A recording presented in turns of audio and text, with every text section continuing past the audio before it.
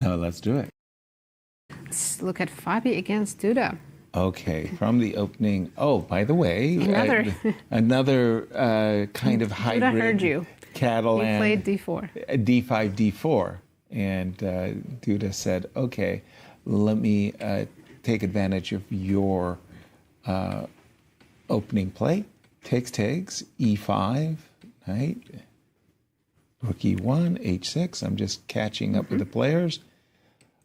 It doesn't feel like white has gotten that much. What is it? So I think black equalized easily.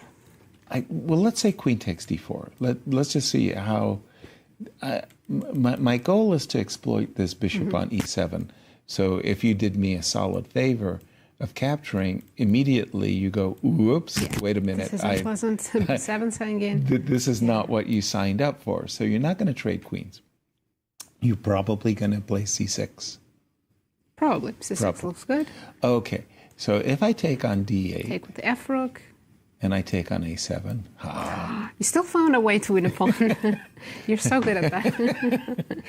I'm not. Yeah, no, I can't do that. I have to take with the bishop on d8. Okay. No, that's... But then bishop c5. So I can't play c6. I don't know. Maybe you can. I don't know how bad this is. I don't think very easily. I don't think I did. I think I Jedi my why the Jedi. Take rook e1. So what? You got your rook on an open file. Maybe bishop e7, and if you get... No way. Maybe you won't trade that. No, don't. Well, if you go knight f6, bishop e7. And what, I'm afraid of bishop takes d8? I don't know how to answer that. What am I afraid of? You're not here? afraid of anything here. This looks fairly okay. By the way, somebody's taking a lot of time to recapture on d4. It's Fabi. Yeah, Fabi's still thinking.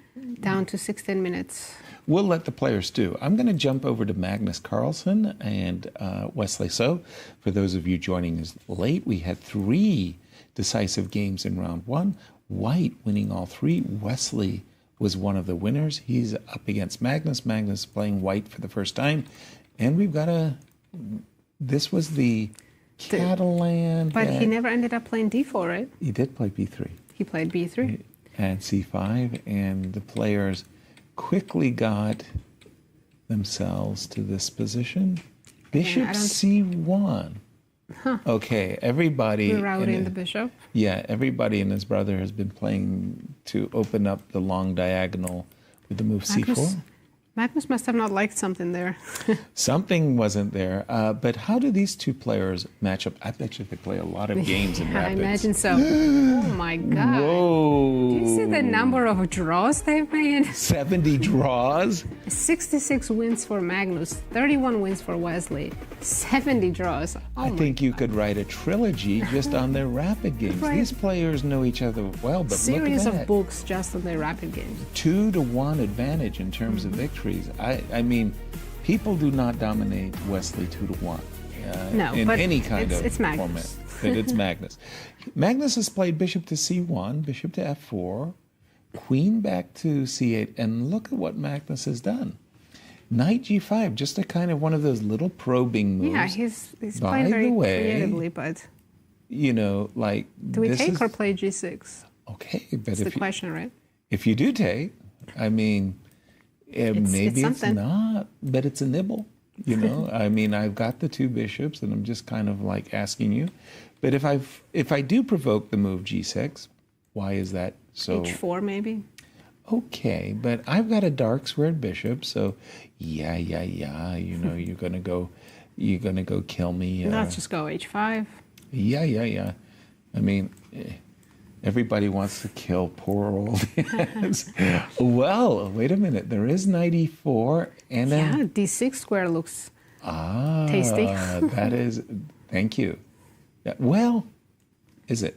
If I take... Well, if you get rid of my knight. Yeah. Bishop takes. And knight. Normally, you're trading. When you're trying to defend, you're trading. But the move knight d5, I do find attractive. Yeah, maybe bishop h6. Okay. Then I want to play c4, but I'm giving away all the dark squares again. I don't see anything here for white. We'll see. He's throwing, I would say knight g5 is a kind of a jab. Magnus is throwing a jab. Is it an effective jab, Var? I think he's trying to create some complications. He realizes the position is just equal here. But I think the best way that Wesley should do just continue just taking the knight on g5. So I can show you, for example, here. You just go bishop takes g5 first. Bishop takes g5. Take back with the bishop.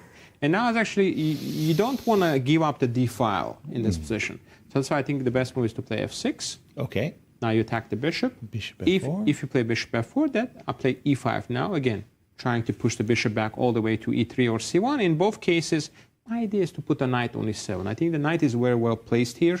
Now you're ready to exchange the pair of the bishops. That way you take away the advantage of the two bishops. And then you will have some ideas with the knight coming in on d5.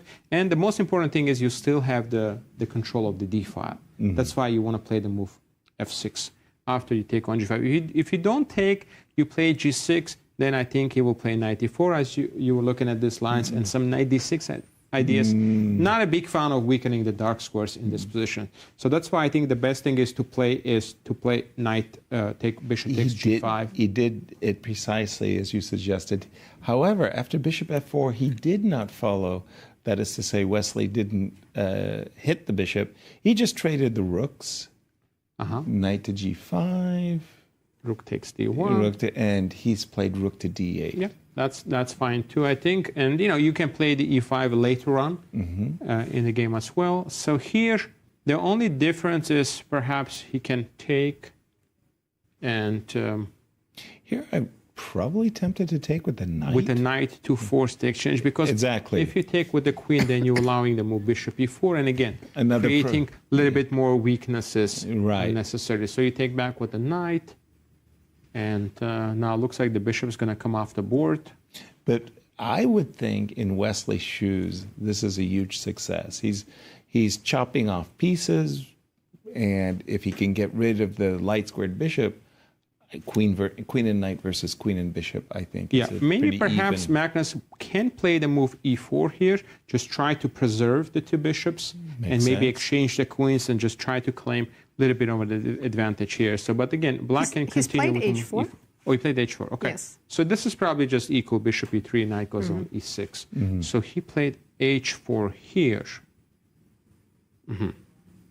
Yeah, I think he will try to keep the light square bishops, either with the move e4 or maybe with some bishop h3 ideas. Right. So that's why I think maybe playing e5, knight e7 was just to make sure that bishop never gets to h3. I like what you were saying, e5, and that whole concept, e5 with tempo, trading the rooks, knight e7. Yeah. It feels equalish, but maybe... And Magnus will keep pressure on for a while. Salady. Love my salads. There's one more game we haven't looked at please. yet, and it's Anish against Ivan Saric. As two, we have three wildcard players, including Magnus Carlsen. Two of them are Anish Giri and Ivan Saric. We looked at the opening, but the current position looks very passive for white. Look at that.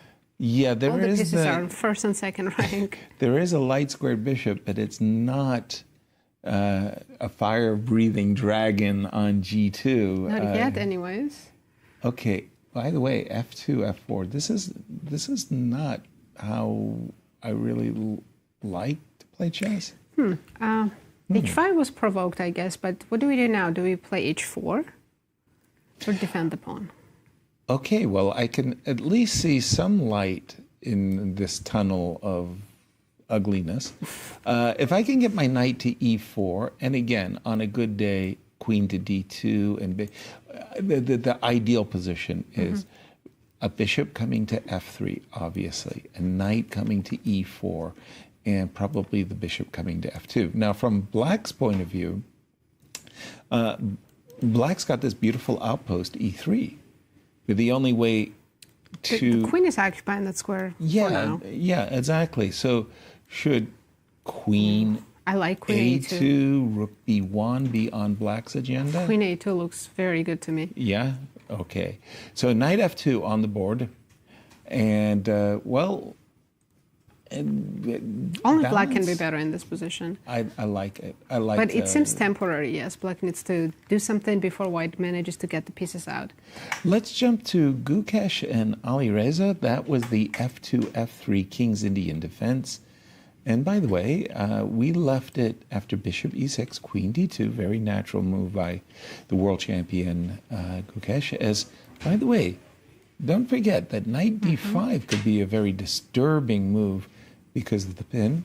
Knight e6, bishop e3, munch, munch, and the knight has h7. moved so many times.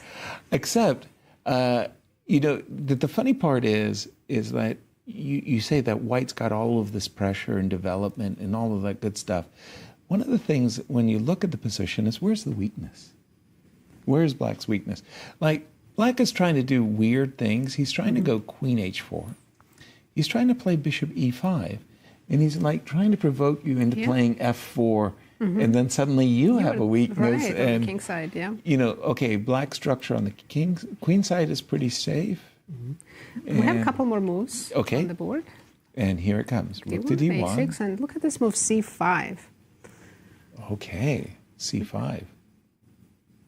I didn't understand the move a7, a6. c5 I understand very, very much. I want to capture on d6. Even better, I want to capture on d7. Guess what? And I think VAR has a very pretty line for us. So in this position, the idea here is after c5, you need to take it. Otherwise, as you mentioned, after taking on d6, you will have a weakness, or you perhaps even will lose the pawn. So after you take, it looks like, wait a minute, I have two attackers on d7, so I'm just going to pick up your piece. And now we're going to see the idea called interference. So you put the bishop on d4, right? And now you're blockading the d file, and now you're threatening to take bishop takes e3 with a check. Well as the queen. So if you take on d8, now bishop e3 check, king will go to f1, and after rook takes, you will just simply pawn up a pawn in a very, very good position here. So perhaps after c5, well, if you don't take, it's much worse. Yeah.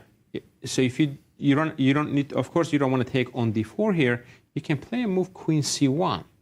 And it seems like still there is a lot of pressure here because you have the pin here. And if you play, let's say, c6, the engine is still showing an advantage for white here, knight a4. Now putting pressure on the c5 pawn. And if you play the b6 again, now we have the overworked piece, the queen. You can have some ideas like even, I think, knight b6, rook d7. Right. You can also play rook takes d7 first, takes, and knight b6, and we'll have an advantage here as well with a pair of the bishops. Not a big advantage, but an advantage. You can also, in this position, you have this idea, you can also even continue with the move f4 and just f5 ideas. I'm not sure if Alireza missed d6 takes c5 or not, but he has played bishop b5, and that looks wrong on a lot of levels. Absolutely, yeah. I think 6 pawns just hanging? What? And Gukesh just said, thank you, I'll take on d6. Yeah, now just takes c takes d4. I think he just missed that he had a bishop d4 resource here. So now c takes d6. And if you take with the queen, you're just going to be in a really, really bad endgame.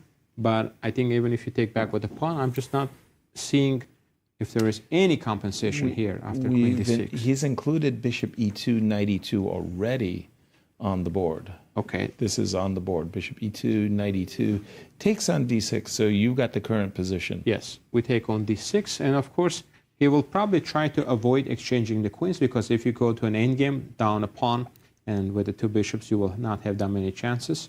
So queen h4, perhaps. Our world champion needs a win, but if you don't mind, Nasi, how do these two players match up in their lifetime head-to-heads? In rapid, not that many games. Whoa, whoa, whoa, whoa, whoa, whoa. Alireza's been dominating. 9 wins over Gukesh. Only 1 win for Gukesh against Alireza and 6 draws. Oh, that's huge. Do you know, in chess we call that an adoption? 10 wins to nothing is an adoption. But let's check in with Zagreb and Christian. Yes, and I do want to tell you guys, don't get lulled to sleep by the way Magnus is behaving right now, the way he drew his first game without trying for too much against the lowest rated player in the field, Ivan Šarić. But this is the way he generally starts this type of events. At the same time, he's still Magnus. He will still take advantage of any opportunity that you're going to give him. And right now, I'm seeing a big discrepancy on the clock in this game between himself and Wesley So. It's still a very equal game, and you might be seeing these moves, bishop to g5, bishop to f4, a bunch of exchanges. I do like this move h4. You're grabbing a lot of space on that side. Not only that, but you're also looking at ideas of potentially pushing that pawn all the way to h6. You're going to combine threats in this position. You're going to utilize your two bishops. At the same time, you're going to try to create some weaknesses around the black king along the lines of the light squares, because that's where you have a very strong bishop on g2 ready to deliver the check on d5. So this is what we have right now. Magnus, for the first time, he's taking a longer think in this one. I'm seeing Wesley still in this game. Definitely the position objectively is still very close to equality, but I'm seeing a lot of openings as well. Potentially for Magnus to break through. Bishop to d5, then a big decision is going to arise as well for black. Do you go in the corner with king to h8, or do you go to f8? And we don't see that. We don't see bishop to d5. We see queen to d3, which allows black to take on d3 and exchange the queens. I think this one is letting go a bit of the advantage for Magnus. Nevertheless, he still has the two bishops.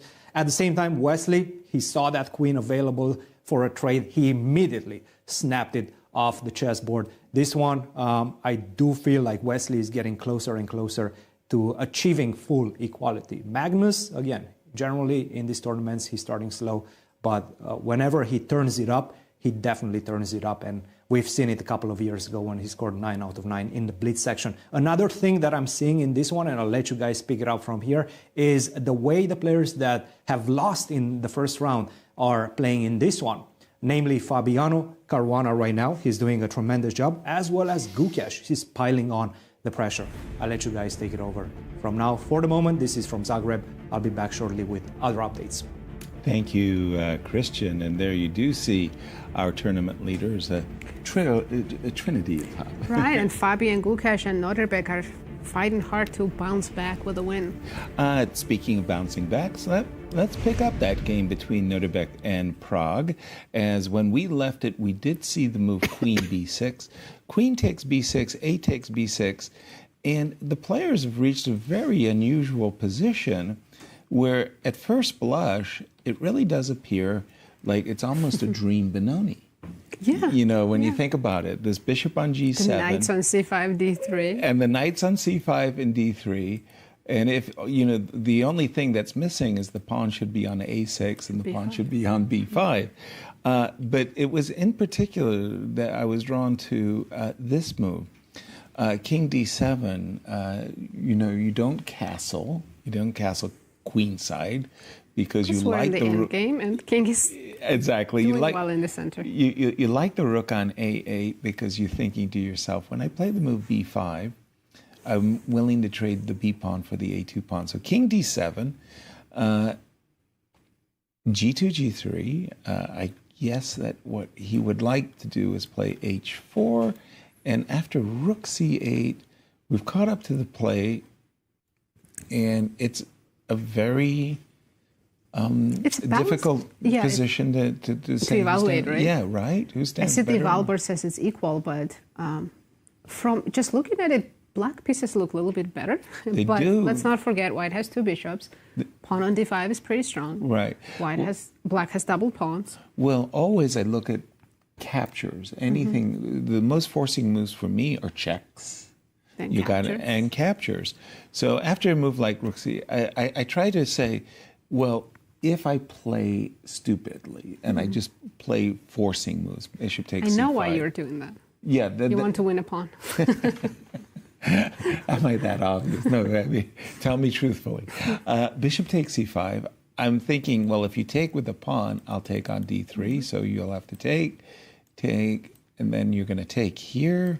I'm going to take here. You're going to make a nasty discovered. We have bishop b5. Check. Check. I'm going to go, well, yeah, king d6 looks good, no? King d6? Yeah. And knight c3 is coming with a fork. Right, so something like this and take. I don't see this as being bad For black. for no. black. So, and we do have h2, h4 on the board. As we stew over this one, well, we'll toss it to you, Var. We do have h2, h4 on the board. Yeah, I want to go back a couple of moves, Please. guys, because there was an important moment here that White missed had opportunity? a missed opportunity here. So in this position here, White played the move castling, but here was a very, very, very strong move here, the move d6. So the idea behind this move, you're not letting a black to develop that easily, and now you're creating this potential very strong square for the knight to go to on d5.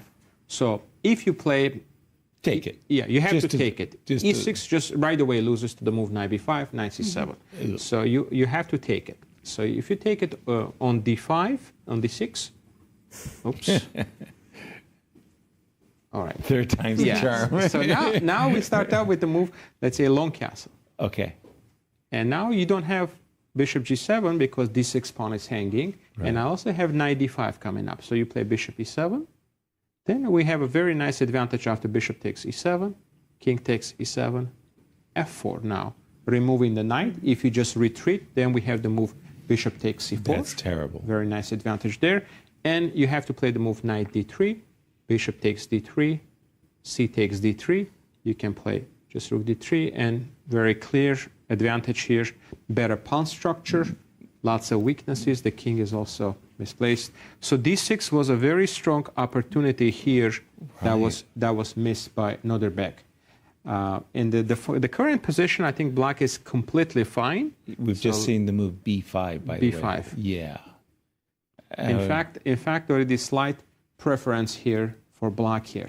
What we were, the conclusion we were making the same. That Just the knights are too pretty. active h4 play. is too slow here, guys. It was time to start to think about the bailout here. Right. So bishop c5 was, I think, what you were looking at. Right. So rook c5 probably the best move here. Okay. And then bishop takes d3, c takes d3. You are actually up a pawn, but as you can see, black is just very active now, threatening Sure. to play b4. And he's going to be able to equalize the game if you play the move a3, then simply bishop takes c3. Right. And pawn structure is just very, very weak here. If you play rook c3, just rook d5, and this should just be an equal. So I think it was perhaps a time, instead of h4, try to bail out with this move. Now I think black might be slightly better here. So let's take a look after b5. Because you take rook a2, of course, is coming. Right. But this is the thing. At the start of the game, I saw Noderbeck. He was just like chomping at the bit, like he'd lost the first game. He was anxious to get started.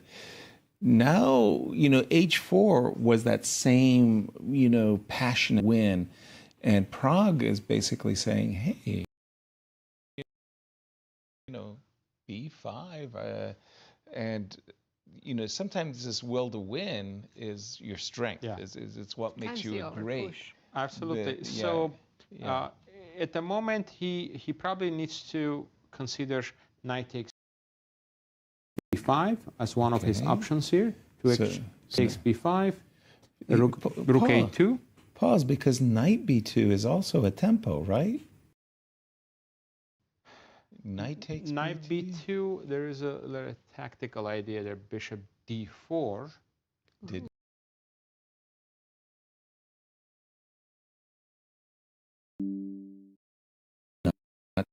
see? Sacrificing the rook, and if you take on Is the knight d1, trapped bishop on takes d1?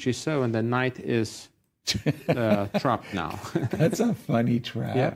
Our bishop's also almost trapped, but not really. We can always escape from With h6. h6, yeah. Yeah, like So- f6. Okay, so knight takes b2. Knight takes b2, you play rook takes a2, and you're actually slightly better now because you still have to worry about the b2 pawn.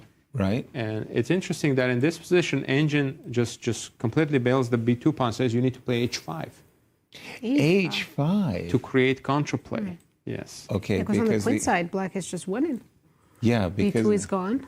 you want to play bishop to g4 check and skewer the rook, but f5.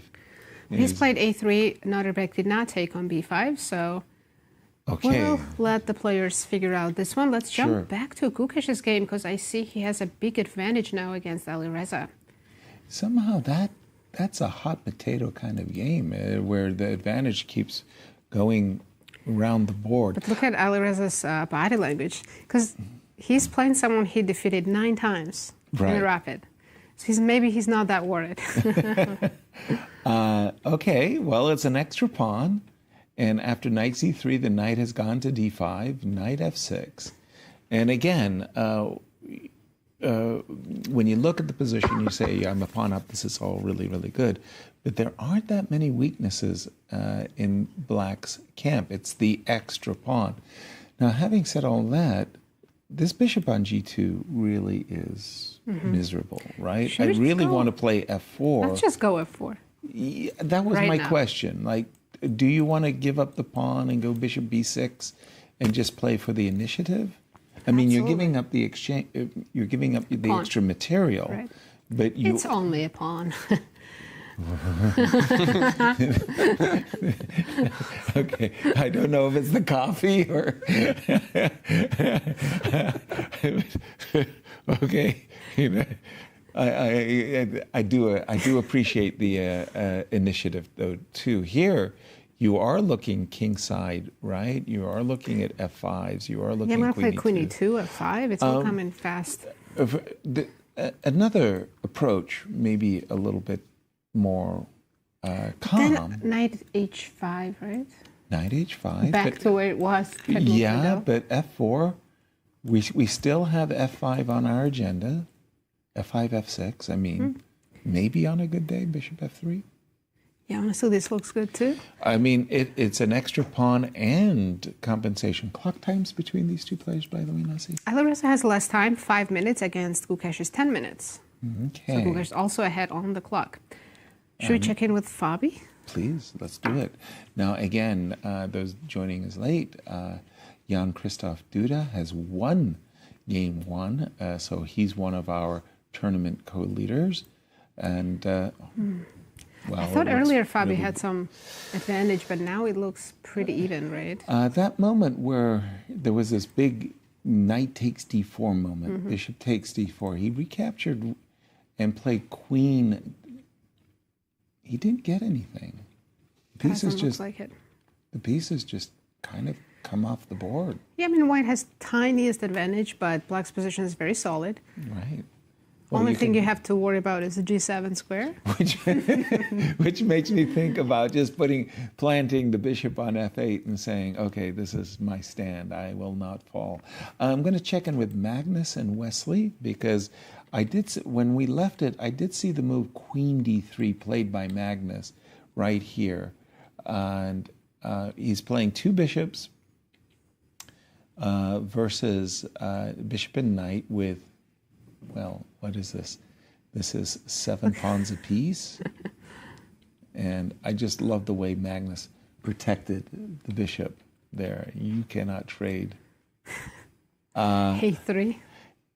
Some strange moves. He has some strategy that we're struggling to figure out what it is, but he's slow playing it and slowly maybe creating some chances for himself. Okay, well, let's just ask a question. Let's say I play e4.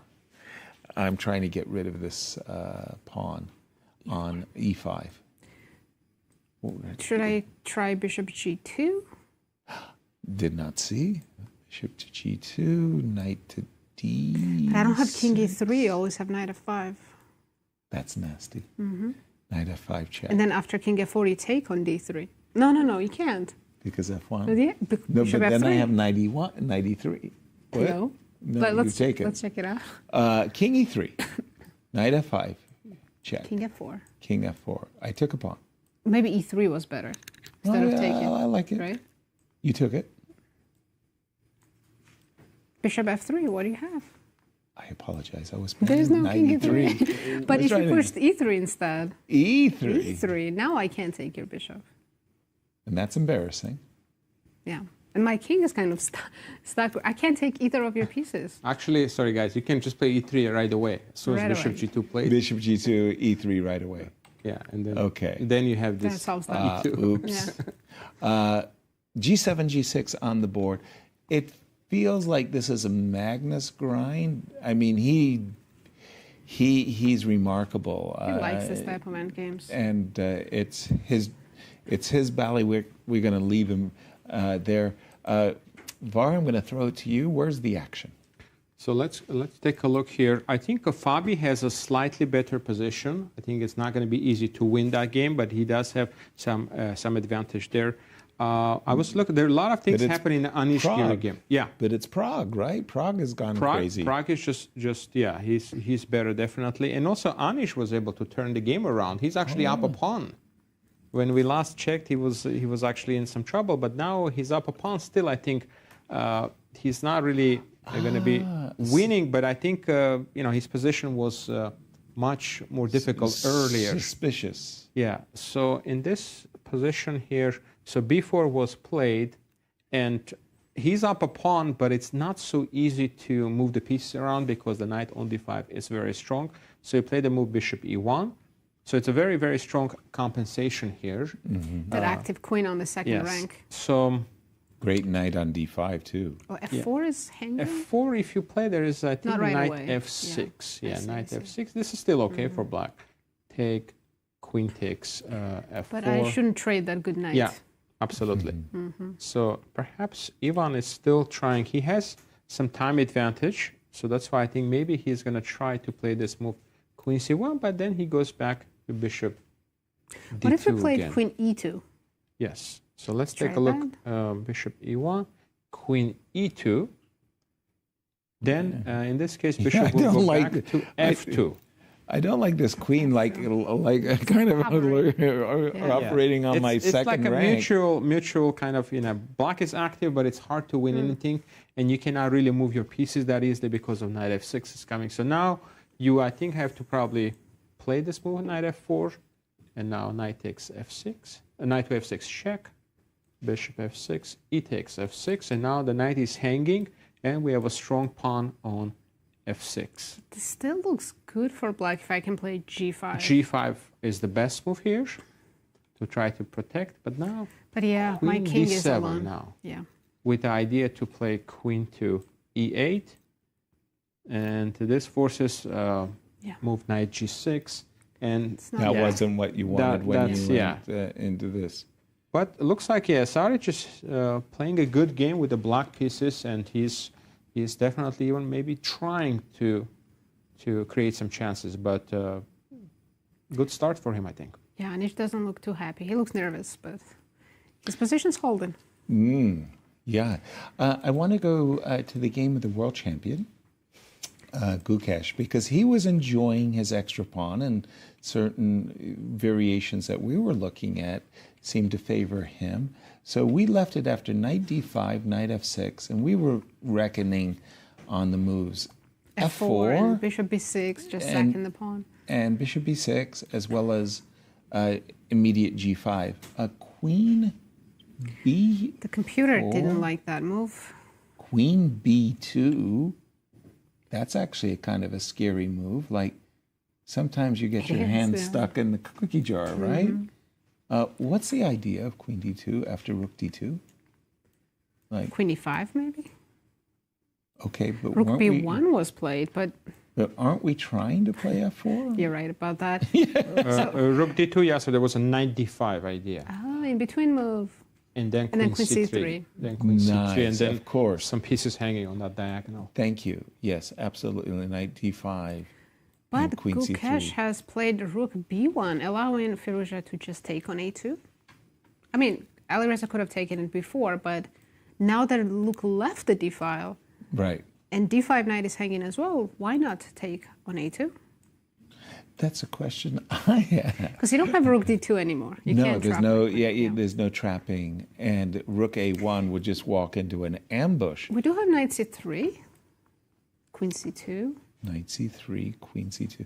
It's like I'm escaping. Scary. I'm escaping, yeah, right? rook c1, queen d3, and then you're gone, right? I'm gone. Wow. Yeah. Clock times? Gukesh has 4.5, Alireza 3.5.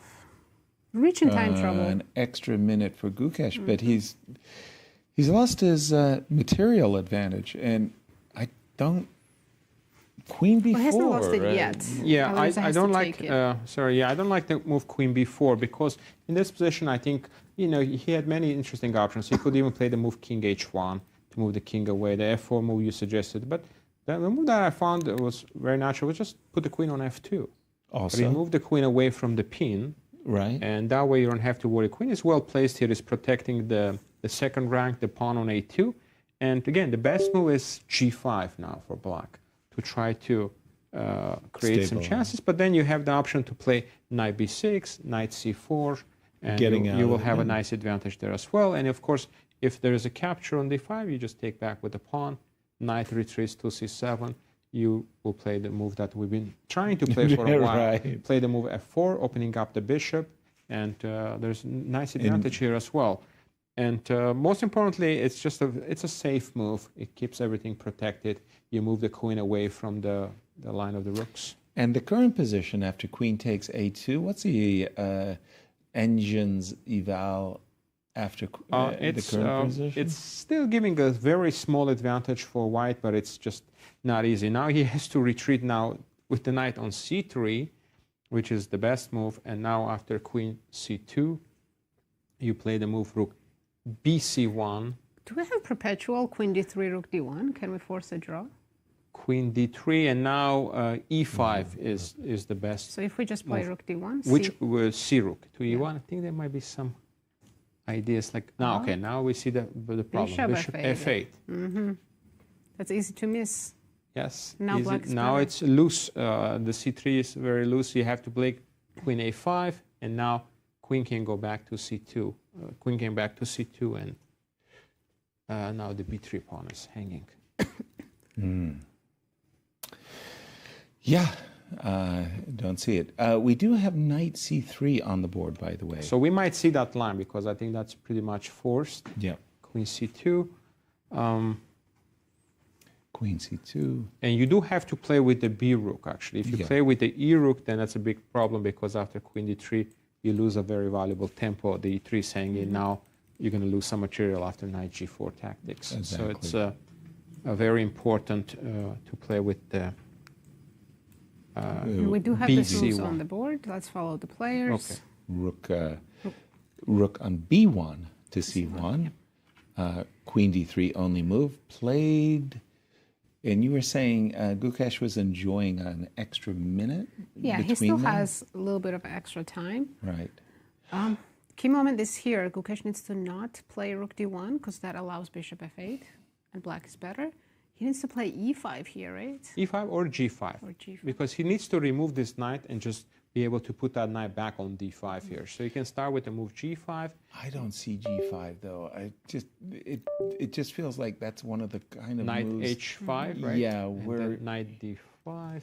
yeah, it's sort of like you're giving up the f4 square, course. right? It's very risky. I have seen so many King's Indian defense players, plant their bishop in the middle of the board on e5. Gukesh heard you and he played e5 instead. e5. f5 is fine, yeah. Okay, Bishop f8. bishop f8, more or less And provoked. Alireza's down to 2 minutes. Now, if you take on b7, For him, that's a lot knight of fun. c5. That's the key idea. You get a knight on c5, and now if bishop c5, you have bishop c5 check, and You don't want to give up the whole dark square complex over there. yeah, and the game can end in a draw like this: queen c6, rook c6, e6, queen c7, rook d7, and queen b8, rook d8. It's a possible repetition here as well. Gotcha. Well, we saw a question mark after Alireza played knight d5. Engine disapproves. Let's see what happened. So Oh, bishop f1. The queen is trapped. what? If you have current position, Yes. this happened. Rook takes d5. He's happened on the already board. recaptured with the rook. Yeah, a huge blunder. Bishop Yeah, f1. that's Oh no. Unbelievable, yeah. Bishop f1. Oh no. He has rook b5 to bail out, but that's just losing. Queen b5, right? Queen b5. Oh, what a blunder. Yeah. And Alireza he sees it. It's the craziest thing. It's the type of move you see the moment your hand releases. Yeah. Oh my goodness. He didn't have a lot of time, so but that is not a mistake that Queen you would d5 expect. would have kept him in the game. Queen Right. d5, f4 there. White Yep. is still white is better, but it will For just choice. keep him in the game here. But now I think it's just He's losing. played rook b5, and we're going to see Queen takes b5. queen takes, and he wins an exchange or a full piece. I think it's just the exchange, right? Exchange 'Cause you and, take on and, E3, and a right? pawn and a pawn. You take on e3. If I take on b5, Oh yeah, you can do Yeah. that too. Yeah, I if mean- you take on b5, I mean it's He's taken on e3. Yeah. I don't know why, but you can listen to me for something. okay. He took on e3. Oh, Oh. that's right. Bishop h6. He's getting. Excuse me. Wait, is he getting back? No. e8 is hanging. Oh, Luck is just not on his side in this game. sometimes you just have this horrible feeling that the world hates your guts. We do have a result. draw. A draw. Anish Wrong. draw. I think Anish is going to be happy that he got out of that position. His Yeah, he light survived. squared bishop was not good. A completely winning position for Gukesh. Ali Reza is busted. Magnus Carlsen versus Wesley. So it's still, guess what? The two bishops versus the bishop and But knight. he's traded some pawns and managed to get some activity now. And here he's actually got something. Yeah, It's crazy. He's so good at this. The king is coming to f4. Hello, hello. And this is now. Yeah, Black has to be very careful here, and Wesley's down to last minute and 40 seconds. We saw in their individual matchup that these two players have played each other a ton of games in Rapid, but He was like overall, 150 games.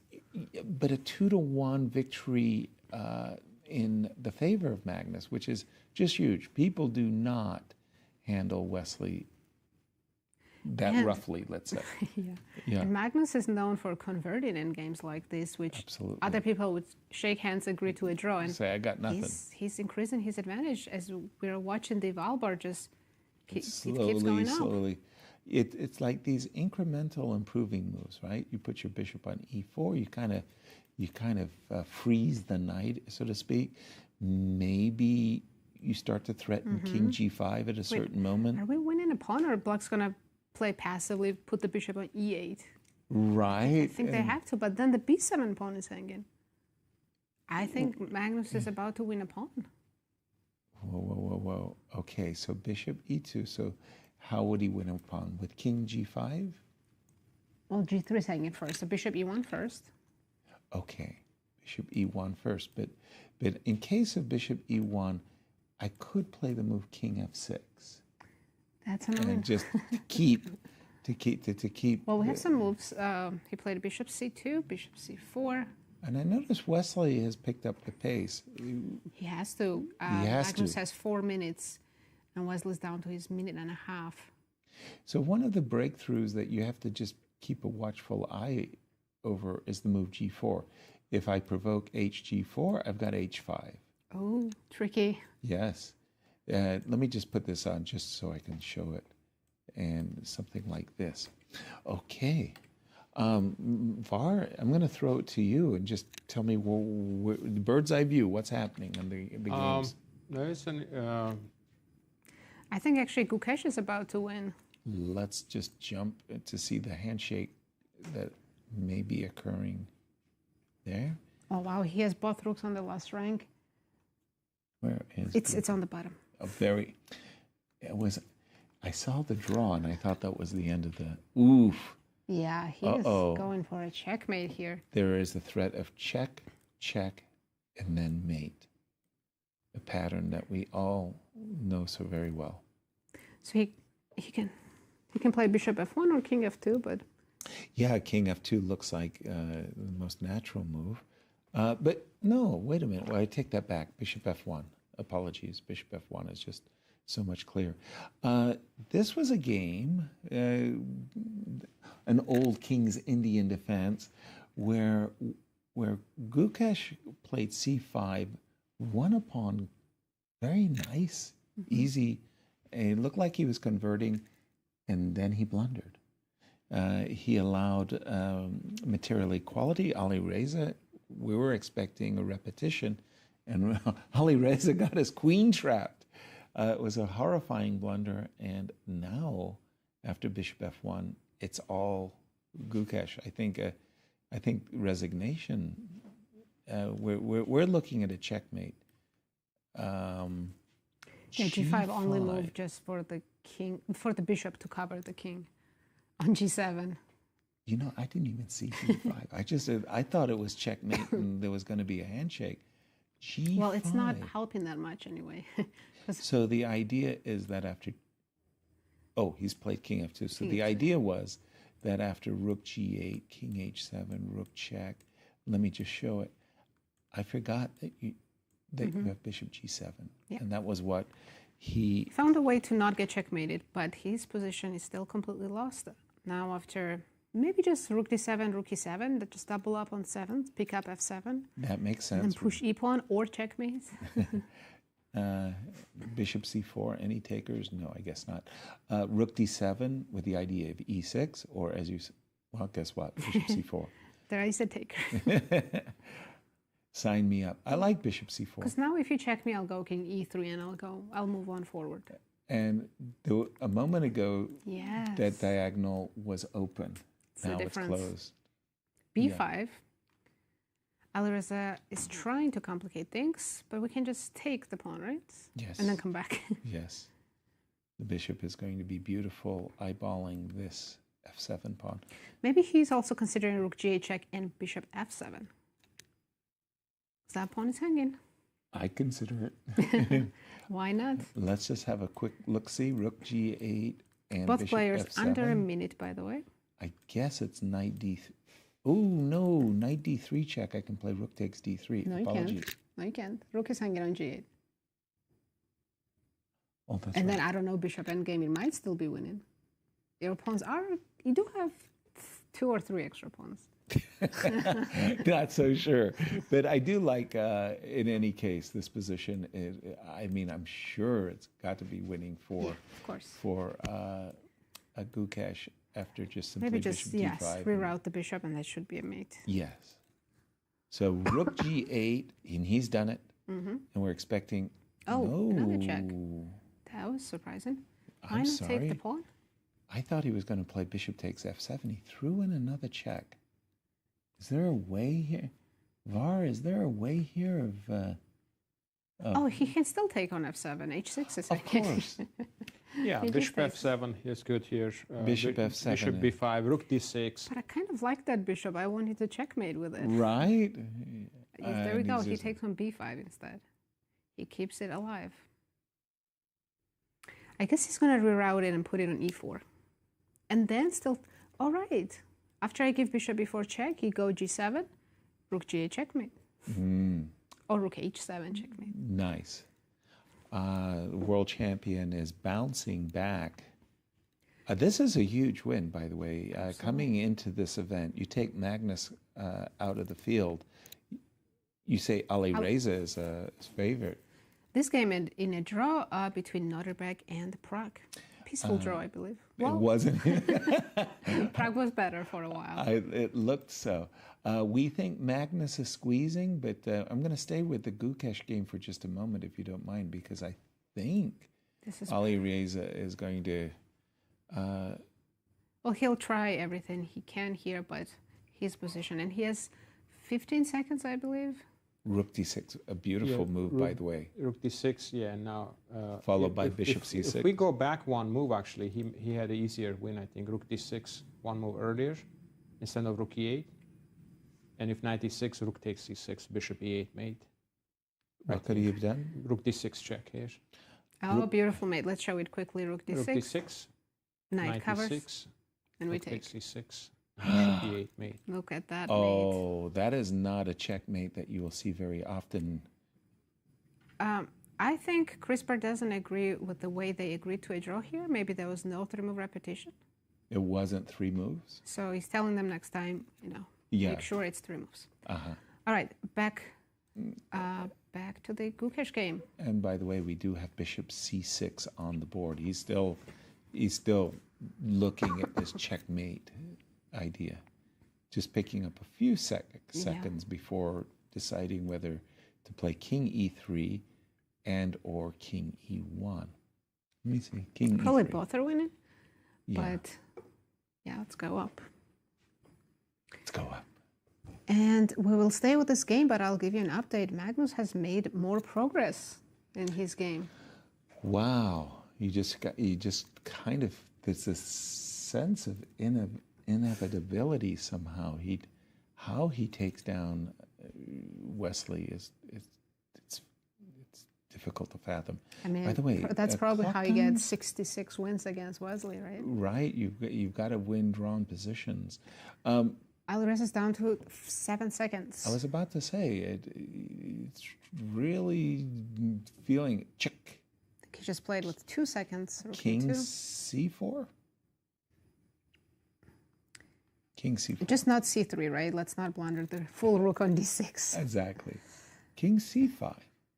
Okay, I mean, I just felt desire to avoid knight d3. Oh, but now it's fine. Now King we can D6. just move. Now I can can go anywhere. King b6. Yeah.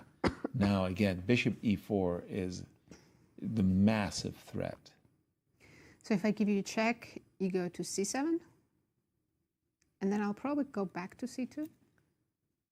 And then you hide on D file behind the rook. Yes, exactly. It's 30 rook seconds D2. against 12 in this game. So we're anticipating king to c7, rook to c2, king to d7, no more checks, and bishop e4 is the It's coming. amazing It's still threat. not checkmate because knight g6 exists, but then e6 probably will end the game. Exactly. All right, king a6. So one little thing. is- Detour. Yeah, you can go to c8, maybe avoiding knight e6. Oh, bishop h6. Okay, well now we have bishop e4 check, followed by rook back to d8, threatening the g8 mate. Yes. Yes, he's done it. He's done it. Alvarez will probably give some few checks, but once the king hides, To the c file. oh, he's coming back. He's bringing the king back. Nice technique by Gukesh. Very impressive. Yeah, looks like this is. Yeah, there we have a handshake. Wow. Well Great. played game by our world champion. And a huge comeback let's- for Gukesh. Yeah, let's jump to the game of Magnus. And look at this. I mean, you're right. Each time it seems like we find a little bit more progress has been made. Now suddenly the pawn on h5 just stands out like a sore thumb. We want to play bishop takes h5. Do The we bishop, play g4 or take on h4? you know, when you're need time to think defending, about this. yeah, when you're defending, normally speaking, you want to trade off the pawns. You want to go gh. But Bar, how big an advantage is this? It's unpleasant, but practically and according to the computer, It's a +3 advantage here. +3. Yes. I It's didn't game imagine over. it was Wow. that high. I thought it was 1.5. No. +3.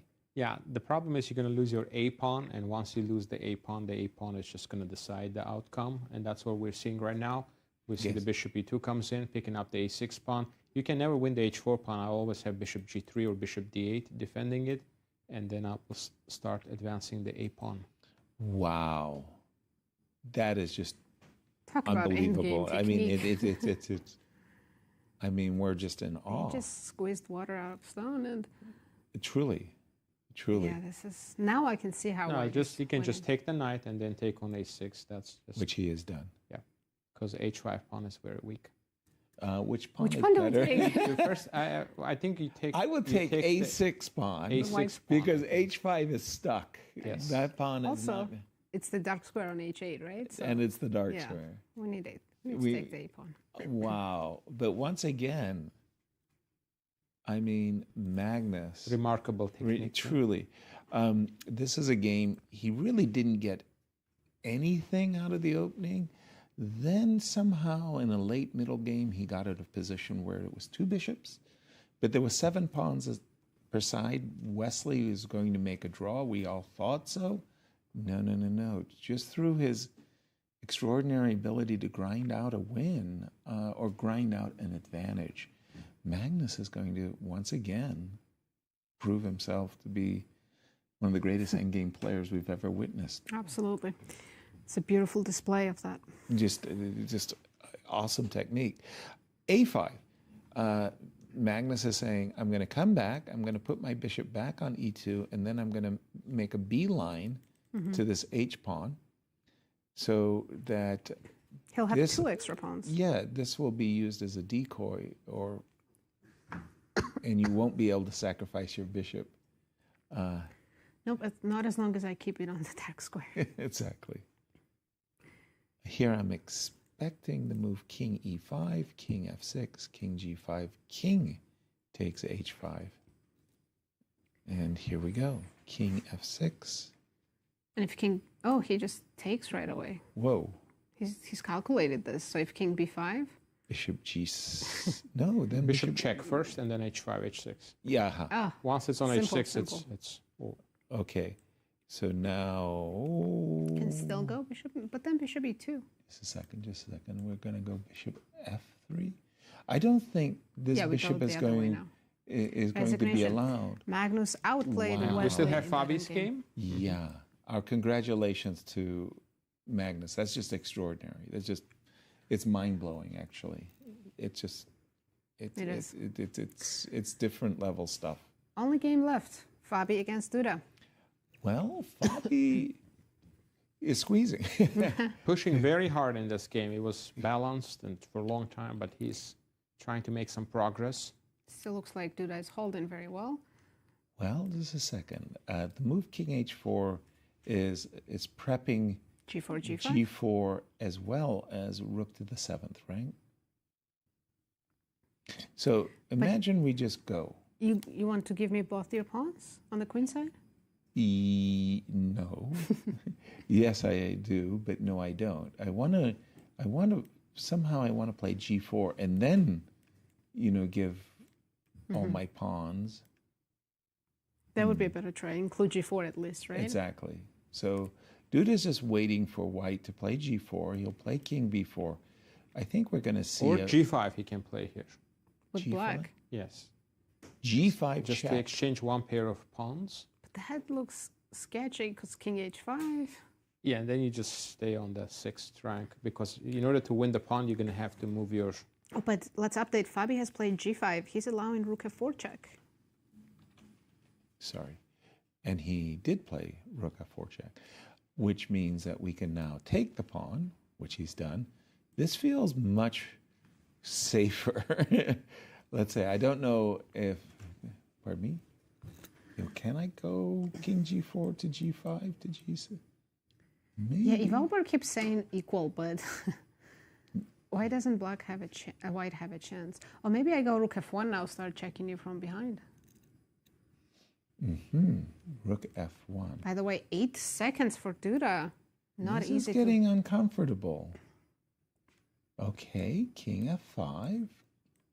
Oh, sorry, he wants to put his king on g5 to get his king to g6.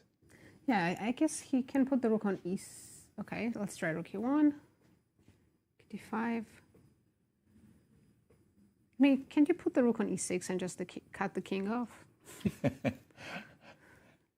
I think there should be several ways of drawing this. The rook on e1 is definitely the correct way to defend Yes. this because now he just can leave the rook there and just go king b4, king a4. Exactly. If you go rook to the 7th rank, you can go king to Yes. b5. You can't touch that pawn. That gets skewered by rook g1. Is the computer just saying zeros? All zeros. All zeros. All zeros. Rook Now- g5. Now you can King play b4 king back. b4, but also you can play a rook f1, which Which he's done it. is a nice move to cut the king. Again, rook takes And g7. g7's not hanging. Every fiber of my being wants to take that pawn. But rook g1 sure would be a cruel way of ending the game. Rook e5. I guess king b4 Yep. Yes, king b4. makes a lot of sense, yeah? King g5. Rook check. King F5. I'm sneaking in there. Still hanging there, aren't you? Well, he's done it. So King G5, check. King F5. Yeah, they're following our line. Now just Rook G2 or Rook G3. The idea is if you play King E6, I might be able to play G6. Really? And then Really? King G6? King Rook D7? H2. What if I just go for B7 pawn? King D7 here. I take it. Take one. King C8. Rook B7.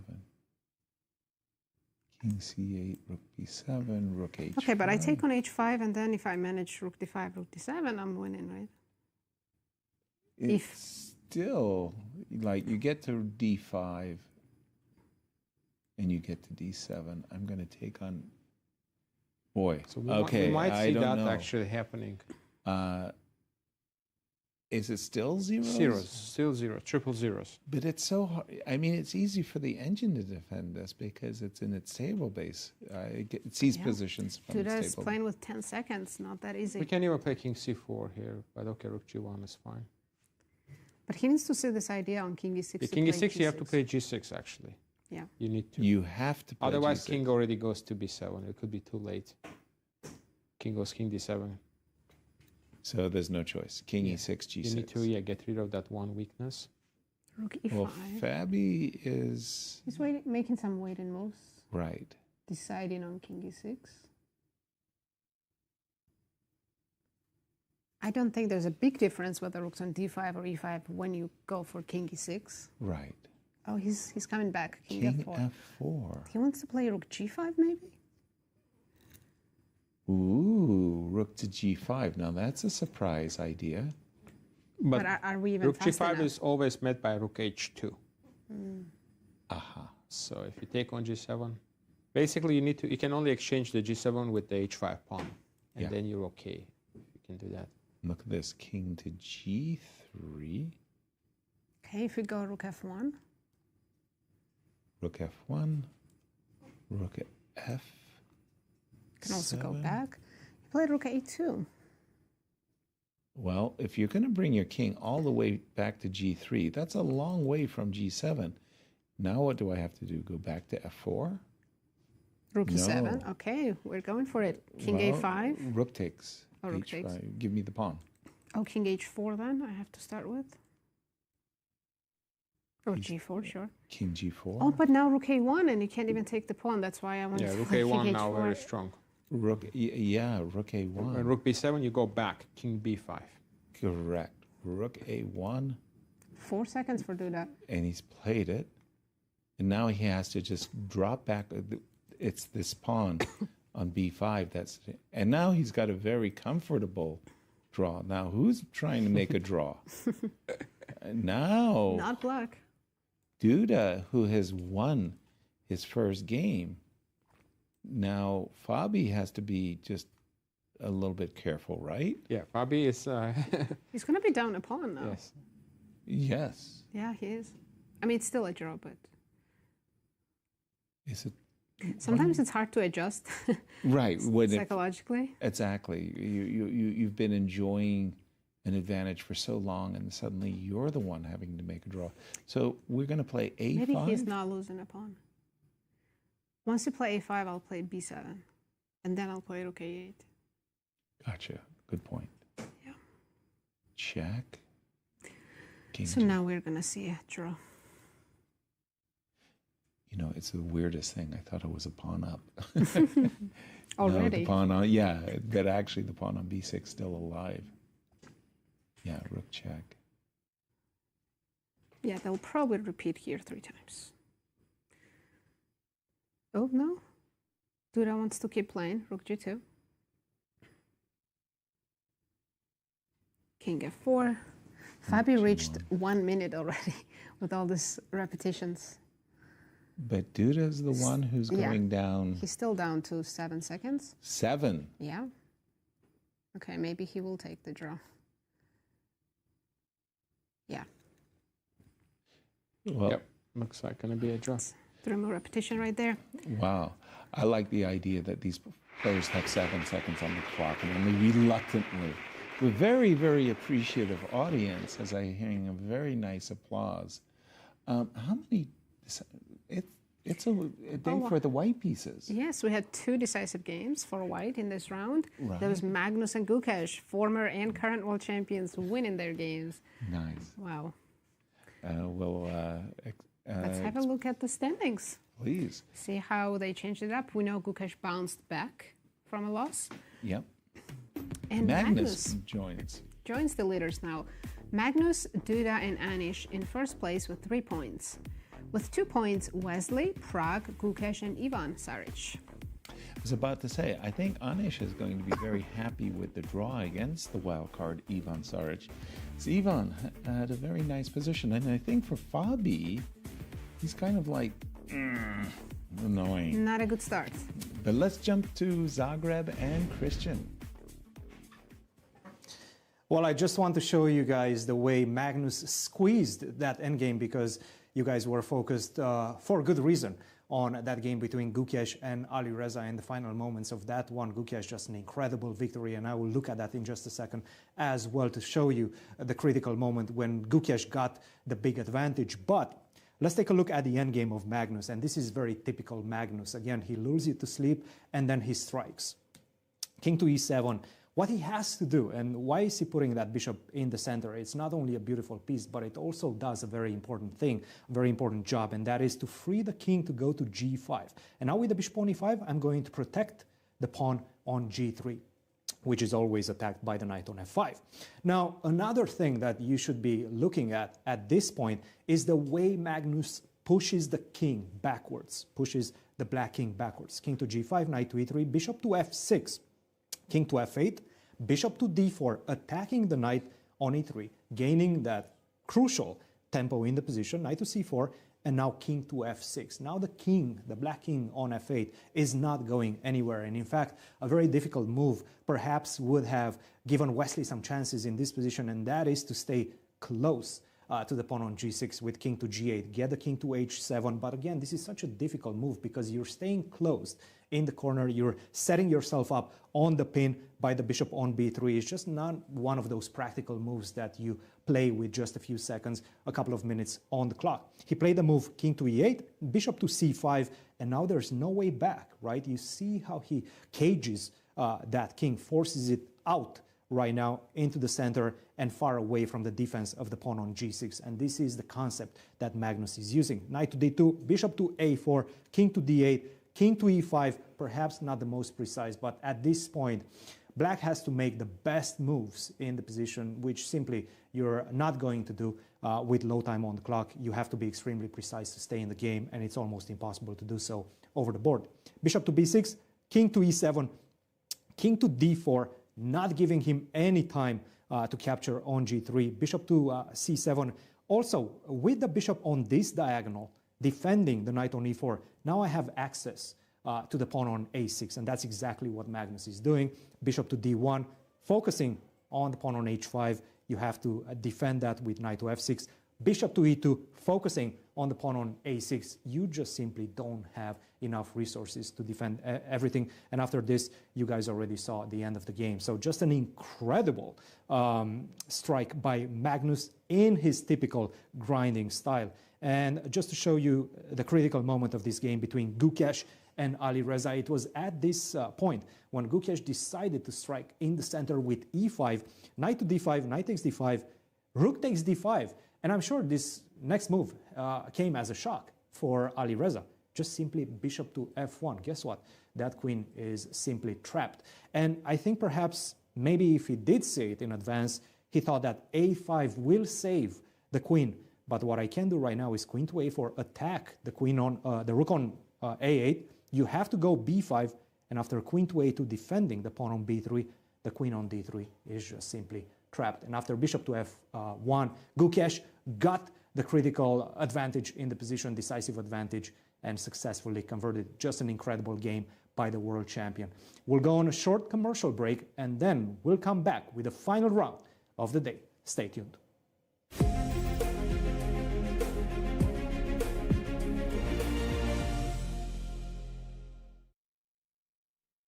When you come to Croatia, you have to visit the city where I have found my love, Dubrovnik, and see a concert in this place.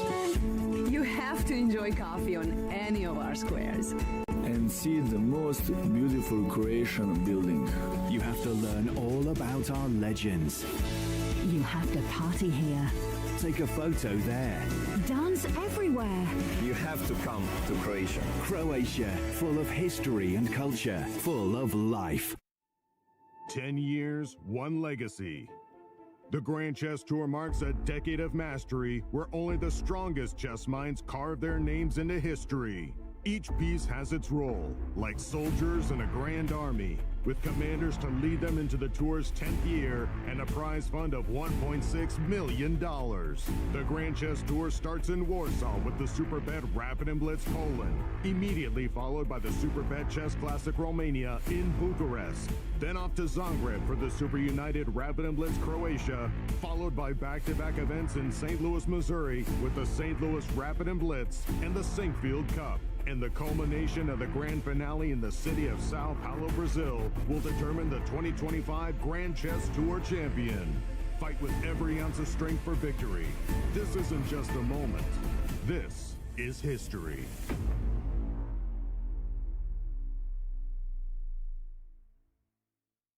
When you come to Croatia, you have to find the nearest sailboat. And visit one of the sunniest coastlines in Europe. And drop the anchor at any of our 1,000 islands. You have to listen to the biggest Croatian musician, the sea organ in Zadar. You have to swim here. Dive there. Sail everywhere. You have to come to Croatia. Croatia, full of islands to discover, full of life. National titles are up for grabs as rising stars and chess legends converge in the chess capital of America, St. Louis, Missouri, for the 2025 U.S. Senior, Junior, and Girls Championships. Beginning July 15th, 30 elite players across 3 fields will compete for a total prize fund of $225,000. 2024 U.S. Senior Champion Vladimir Akopian returns to defend his title, while returning junior players, International Master Justin Wang and Grandmaster Brewington Hardaway and Abhimanyu Mishra will be fighting for first place. In the Junior Girls Championship, top seed Zoe Tang chases her first national title in what promises to be a wide-open field. Young stars and seasoned vets are ready to leave it all on the board. Catch all the action on the St. Louis Chess Club YouTube and Twitch channels.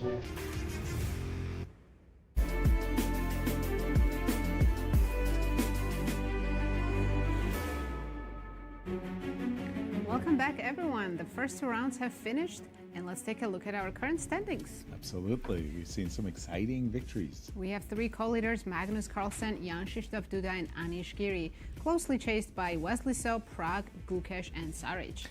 Round 3 coming up. Tell us about the pairings for that round. I believe 2 leaders are playing each other. It's Duda against Magnus. That will be our key matchup. Absolutely. Saric against Nodirbek, Wesley against Anish, Ali Reza playing Fabi, and all-Indian matchup, Prag against Gukesh. A lot of pride at stake on that 5th board. Absolutely. And games have started, so let's jump right into Duda's game against Magnus. Absolutely. As again, these are 2 2 players who are tied for first. If I see Bishop D3 here, that was from the Cairns Cup, right? Where yes. you know, it was Harika who has played the move Bishop D, or maybe it was A4 and Bishop to D3. Yes. And I was like left scratching my head, and I was politely told that this had been played 3,000 times before, and it was all very well known. And here we go, Bishop to D6. Sorry, on the screen we have the wrong board. We're looking at Duda's game against Magnus. They do have similar openings, though. Right. Well, Fabi is repeating the same. Yes, this is the game. Guess what? Harika played Bishop D. Yeah, Bishop to D3, Bishop to D6. Okay. So the whole idea is this is just a temporary resting place for the bishop. The pawn on E5 oftentimes comes under assault. So the bishop goes to D6, castles, rook goes to E8, and then guess what? You plant Bishop's the bishop not back. going to stay on d6 for too long. The problem with the two knights, or the four knights, if you will, as far as I know, it goes back centuries, and despite the best efforts of the white players over generations, nobody's ever gotten anything concrete as an advantage. It's very hard to get advantage here. That's why I think Magnus wanted to create some imbalance with this bishop d6. Right. Because he keep could play, the game alive. Yeah, because he could just play bishop b4, right? Right. And we know it's a well-known drawn equal line there. So the current position after bishop d6 here, we have 1,400 games played, and d3 is of course the main move here. Right. Majority of the games play with that move, 600 plus. Castle has a lot of games as well, but do I play this move a3? Mm-hmm. It's a more rare move. Still, we have some games in a database, around 160 games played. So interesting to see now how Magnus will continue A6. here. So let's say he played. Is the idea of a3 to A6. hide the bishop on a2, or? Guess what? The bishop went to c4, so maybe you're Yes. right. So now bishop goes to c4. Yeah, in case of b5, maybe he can hide it. Otherwise, if you go bishop b3, maybe some knight a5, winning the bishop. And now... But this is weird. If I play the move bishop c5... c5... I've got the Joko piano. With a3, a6 included, yes. That's funny. Right, and the knight is... You've already committed the knight to c3, which is usually... So, yeah, now d6, d3, d6. And bishop g5. Bishop g5, bishop e3. You can play h3 here if you like. It's just a normal... Now we're back to, I think, a normal game here. Okay. Well, let's go to the Ali Reza versus Fabiano position because we already had it on our board, and we can see what the players have done. We're going to take it from the very get-go, and we'll quickly see. And earlier, Fabi had played this against Wesley in round 1. And your pick to win the tournament didn't do very well with it. Not a great start, but... A2, A4. And everybody's avoiding bishop g4, and I'm kind of wondering why. But no more bishop g4. Wow, knight b4. What's the idea? You want to play c5, I guess? Yes, I mean, usually I'm so, sometimes I get angry at myself because I'm so ingrained with these patterns of the knight going to g6 that a move like knight b4, frankly, would not occur to me. I mean, because again, I'm just so used to seeing. So, but Fabi's definitely in his prep. He has more time than he started with, which is a solid indication, Yeah. right? Okay, knight b4. Well, we'll keep that in mind. I'm gonna. And how do these two match up head match to head? it? Yes. Well, a lot of games. Wow, huge advantage for Fabi. 20 wins. Didn't see that coming. A 2-1 advantage. 2-1 and 12 draws. So, wow, Fabi's the favorite here. Of course, he's playing with the black pieces in this round, but still. How the heck did Fabi get the reputation of being a poor rapid player and a poor blitz player? I mean, how do you have a 2-1 advantage over a great player like Ali Reza? That is crazy. Anyway, by the way, after the move knight b4, Ali Reza said, I'm going to play knight e2, and I'm going to do the standard stuff, bringing my knight over to g3. c2, c3 drives the knight back to c6, but a5 is hanging. I may have to play a6. Yeah. Well, while these players are figuring this out, Var, do you have an interesting game for us? Yes, I have my favorite opening, the French defense, guys, and there's some very interesting play here. I've been spending some time lately looking at the theory of the French, and surprisingly, it's not that bad. The critical lines with the knight c3 again. Nowadays, the most challenging move has been knight c3 for a long time, and not the advance. Not the advance that much. So, but here after knight c3, we got into this very interesting idea here. So, queen c7 played, which is allowing the variation with queen takes g7, the poison pawn variation. So now bishop d3, queen a5 attacking on c3. So forcing bishop d2 and now c4, bishop e2. And here there was a key move here, rook g8 played. And here, when you have a chance as white, you really want to play this move a4. This is a lot of players are not aware of that a4 is critical because in some key lines, when you play h4, rook h3, you're going to be able to play the move bishop c1, bishop a3, reroute the bishop. So if you don't play this move and allow black to put a bishop or a queen on a4, then this makes it a lot easier. And again, still a4 is the very important move to give up the pawn even here. Once you allow this bishop on a4, so then you have a better chance here because you cannot play this move anymore. So black. And yet I'm seeing that the computer despises the strong. I think, computer doesn't maybe like this very much. But let's take a look. King d1. Wow. Now you need to develop your knight. I recently played a game in Sharjah in a similar structure.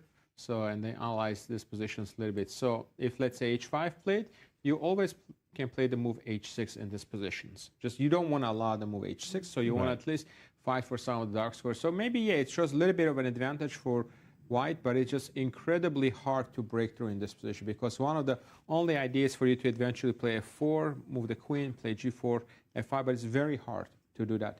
And then you always have to worry about sometimes you'll be met by a move like f6 in those positions. So again, now it's suggesting to play king c1. You always go long castle. Now your rooks are connected. You basically have no chance to do anything on this side of the board once I put the bishop on a4 here. So I wouldn't mind playing this position for black. I think it's for rapid especially, it's a little bit easier to play for black. You sometimes can use the knight to get to f5. If f4 is played, sometimes even g6 idea could be played to try to secure the f5 square and open up the g file here. Nice. So, but let's take a look at the current position here in this game. So after king d1, I think he will just play the move knight d7, go long castle, and again, this putting the bishop on a4 really helps black in this position. And white should have played the move a4 himself when he had a chance to have the idea to act, because now you no longer have that idea. I don't think you're going to have that in this game, an option to get the bishop on a3. Thank you, Var. There, nice, very important inclusion. A3, A4, and well, arbiters, they shouldn't be seen or heard. However, in this particular case, congratulations, Chris Bird, the international arbiter, chief arbiter on the Grand Chess Tour. Happy birthday! It's his birthday. Happy birthday, Chris. Nice. I hope the players don't give him a hard time today. Right? Yeah. But very nice. Chris is a long time been for the U.S. Championships here, and well, quite frankly, there's been no disputes, none, zero. So great arbiter. Chris Bird, and you're right, we do have knight d7. I'd like to go to Magnus because, again, he's up. Where are you, Magnus? He's playing to the end. Yes. Very symmetrical, guys. Exactly. Yeah, I wanted to see the symmetry getting broken. We left it, and guess what? After bishop c4, he did play bishop c5. And it's a transposition into the Joko piano, but a very strange one, and dead even. Yeah, there's not much to talk about here. Right, let me just get to the current position, because the last move, rook f2, the only open file is the f file. The rooks go to the open files, and then the Soviet commentators would describe this as the chopping block. And the rooks double on the open f file, and their rooks get chopped off. b7, b5, an indication that Magnus isn't done with the game yet. No, that's he's not kind of nice. intimating that he's going to grab some space. We'll see if he can do his Magnus magic. Should we check the all-Indian matchup? Absolutely. And let's see what we've got. Coming out of the opening, okay, it was, I don't want to say London, where you, because the bishop usually goes to f5, right? And It's like King's Indian from white side. Slav. Yeah. Yeah, the database has King's Indian attack, which I have no idea how these names get. yeah. But rook e8, an indication that d5 takes c4, queen takes c4, e5 is on Gukesh's agenda. White would love to play e4 at some point, but here, because we've committed to h3, g4, it's... Well, let's have a look. Suppose I do play e4. Do you want to take? Sure, let's do c4 or e4. Let's take e4. Let's take e4. Yes. Okay, so take e4, take e4. Take again. Take again. Queen takes? Knight f6. That's usually the way this goes. Yeah, exactly. c2. And maybe queen c7 or e7. C7 probably. Queen c7. I got nothing. I got nothing. Yeah, with the pawn on, if you push the pawn back to g3, then you have a small I got nothing. Well, with the pawn on g4, the f4 score is just. I'm going to have to. Can I do something? No, this is a little bit too. This is the way I get myself into trouble. c5, bishop here, b4, e5. e5. This is the way I get myself into trouble. I don't like this for white. No. No. Okay, so what did Bishop g5 he play instead? And Bishop Gukesh. to g5 and queen c7 very quickly. Gukesh playing very quickly. He still has 24 minutes on the clock. You know, it's funny. Whenever I had that setup, like Gukesh has, I always liked playing bishop h2 check, kicking the king to h1 for whatever reasons, and then bringing my bishop back to f4. I always thought, okay, you know, like put my opponent's king on a lesser square. Queen c7, eyeballing the chance for bishop to f4. I suppose e2, e3, but this is not excitement. Var, before we do that, how do these two players match up with each other? They're so young, they can't have that many games, can they? Oh, you're right. And they have 0 draws, yes. Wow. +1 for Gukesh. How do they get 0 draws? I just can't understand that. How do you get 0 draws? That's actually very hard to achieve. Right? 0 draws. Or maybe you can show us Wesley's game. There's one game we haven't talked about absolutely. yet. Just I wanted to show really quickly this moment here in a Prague's game. So I think Gukesh is absolutely fine. And once again, the problem we see is this f4 square. And if you play the move e3 in this position, then actually it is a clever move, knight h7. Oh dear. And now you suddenly have some problems with this bishop because you cannot go back to f4. And if you go here, G5. you can very quickly find yourself in trouble here. How embarrassing. So e3 is a bad move then. So here, after queen c7, it's not so easy to see what you should really do here. If you play, let's say, rook a c1, and actually the best line is your suggestion, Yasser. Check first. Okay. Force the king to, in this case, probably f1 is a little bit better. And then bishop f4. The idea is in this line, if you had your king on h1, then you have to worry about the f2 pawn hang here, but you don't really have to worry about that too much because I don't think queen will go to h2 here because you don't. I'll tuck the queen in on h2 just to be annoying. But then knight e2 and maybe Stop worrying now. maybe I should start worrying about my queen. Maybe you know you always have to now figure out maybe this is the time to come back. I think you're still okay if you just come back to d6 probably. Okay. But this is fine for black. And again, it's important detail that the pawn is on g4. All these positions, if you push the pawn back to g3, white is, enjoying a slightly better advantage. So let's take a look at which game, Nazi, you were saying? Wesley. Wesley game. Anish, Let's take a look against Anish. So Wesley just lost a very tough game to Magnus, so he wants to bounce back in this game. And we had a Nimzo Indian defense opening, so very close position. Very close positions here. So one thing I noticed, the c5 score is perhaps weak, and maybe he can try to prepare moving the bishop b4, some knight b3, bishop a2 b4, knight b3, knight c5 ideas. Of course, black is going to try to create some counterplay with a knight f4 here. Position is just roughly equal here. Rook fd8 or rook ac8 can be played here. Perhaps rook ac8 at some point, aiming to play the move c6 or even c5.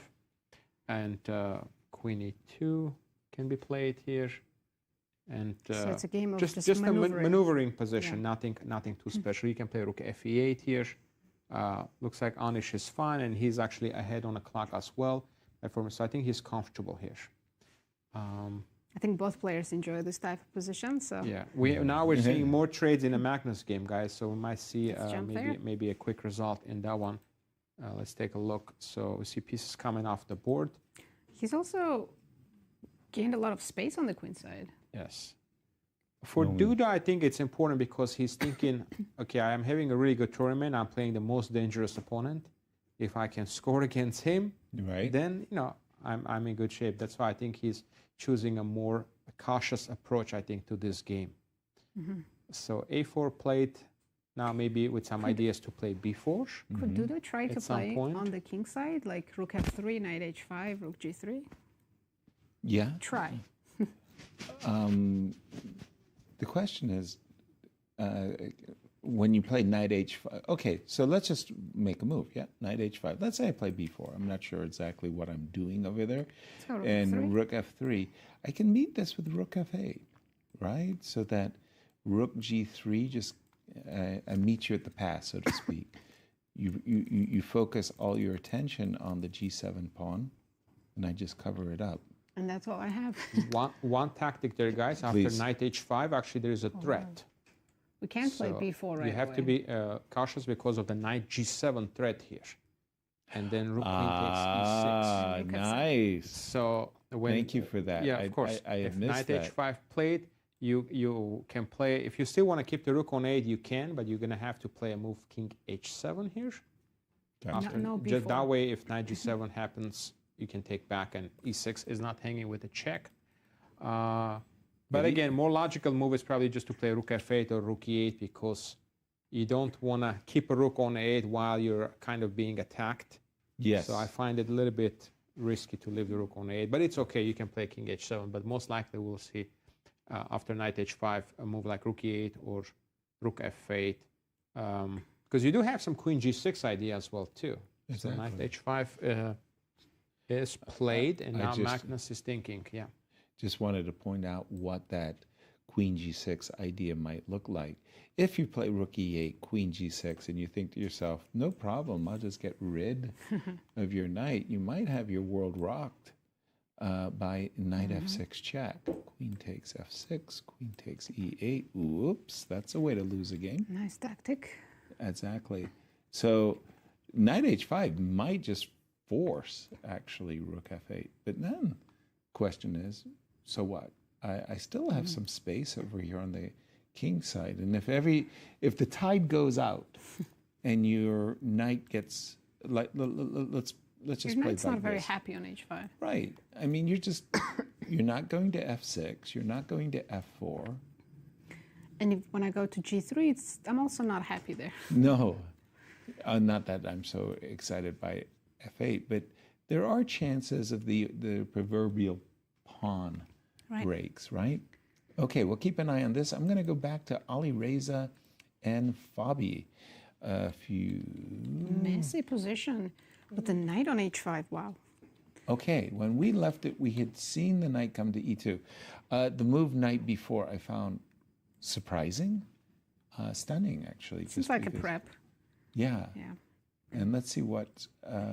so Ali Reza just develops all of his pieces in the center, maybe menacing b2, b4 in the near future.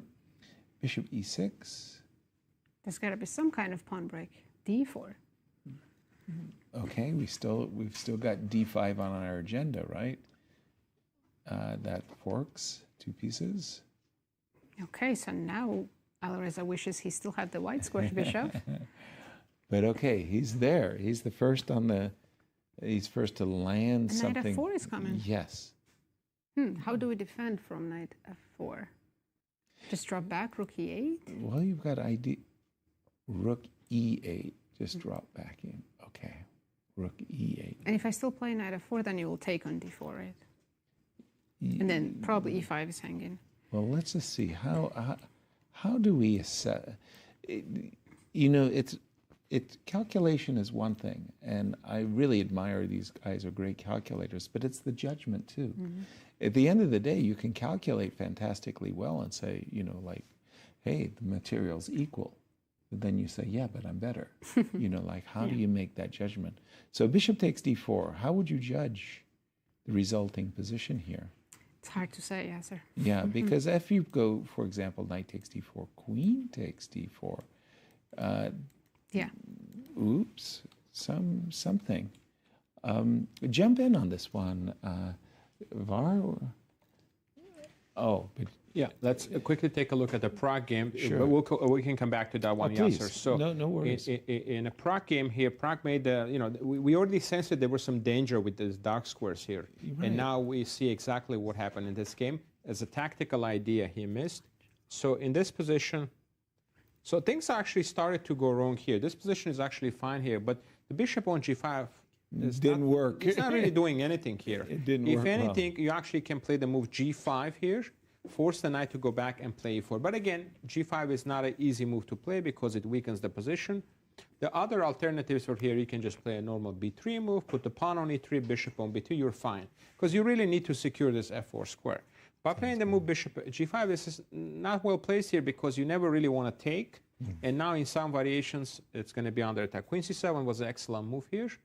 And now he played bishop d2 back. Now that's an indication that he's not happy with the position. Right. And now playing the move bishop g5 and now coming back to d2. So now he played rook a d8. Now rooks are lined up in this position. And now at some point you need to worry about move e5. And now he played the move c5. So he was hoping now after c5, if the bishop now retreats, he can maybe try to even play b4 or f4 to try to secure the position. Right. But he, I think, overlooked this very strong move by Gukesh. Check first. Now, king h1 and e5. Wow, that's beautiful. Because now you cannot take, because you don't really want to close this position when you allow e5. And he was hoping he would get f4. But now queen takes h2, e takes d4. Check. Check. If you go king g1, I would just take on c3, and then your c5 pawn is hanging. So if you go to g3, then endgame is just very unpleasant here. You are just going to be down a pawn. Both e2 pawn is hanging, and also as well the c5 pawn. So after e5, so the best move actually to keep him in the game in this position is to play the move knight b5. What? To sacrifice the knight. And now we will see the idea behind this. You give up the knight because you're going to lose that knight in that variation anyways. So now you play knight b5, has to take back. You take on h2, and now you will see the idea here. E takes d4. If you play e4, I can go back queen g3. Right. I'm equal material, happy there. But now after you take, here the king can come back to g1, and your pawns are weak as well here. d4 is weak, and it's not so clear. Again, it says slightly better position for black, but that we know that when you have two bishops, sometimes even in the end games, when you're down a pawn, you're going to be able to hold the endgame. So here at least the pawn structure for black is compromised. But Pragg just made a move after a long think. He's, by the way, way down on the clock. e3. He played e3. So that bishop on h2 is just hanging out there. Yeah, bishop, well, here actually you have a choice here. You can play the move e takes d4, for example. If you just want to get a nice advantage, you can just take e4 because you cannot take back with the queen. Bishop comes back to e5. That is bad. And if you take ed, then bishop you f4. already have secured this square. So you can start out with the move knight f8. Now you bring the knight to e6. Bishop comes to f4, and then we have a very nice advantage for black because of the weak square on f4. Absolutely. And we see more and more the problem of the pawn being on g4. And also, I find, don't ask me why, I find myself drawn to the move e5, e4 as well. Taking on d4 is simple. Yes. I'm just wondering if e5, e4. e5, e4 is also very good. Yeah. It gives you a space advantage. You don't get this f4 square that we've been talking about for a while here, but you do have to play this move, I think, queen b8 now, perhaps, to have that retreat with the bishop. You can also play the move g5 in this position. You don't have to worry about this immediately. Right. But at some point, you probably want to play queen b8 and bring the bishop back to c7. But you can play the move g5 here. It's just we get a little bit different kind of game here where you can maybe play g6, maybe even king Slowly, g7, king double G7. up the rooks. It's actually surprisingly very secure, the bishop here on h2. It is not a piece that you can attack easily. Thank you, Var. Yeah, and clear advantage for Gukesh. And he has a significant time edge. Yeah, he could go back-to-back, winning 2 games in a row. And he started with the loss, right? Yeah. So, wow, okay. A great game to keep our eyes on. Again, 2 players who tied for first coming into the round. Magnus Carlsen playing black against Jan Christoph Duda, and they have the queen and knight versus queen and knight. And the knight on h5 kind of reached a dead end. Yeah, it reached the point where, like, okay, you've done enough on h5, let's take it back. So it's still equal, but it's Magnus who's trying, right? Yeah, and the crazy part is from an absolute desert. There was nothing. He's the one, but I was a bit surprised, if you don't mind me saying, by the move knight c5. I thought Magnus's intention was to capture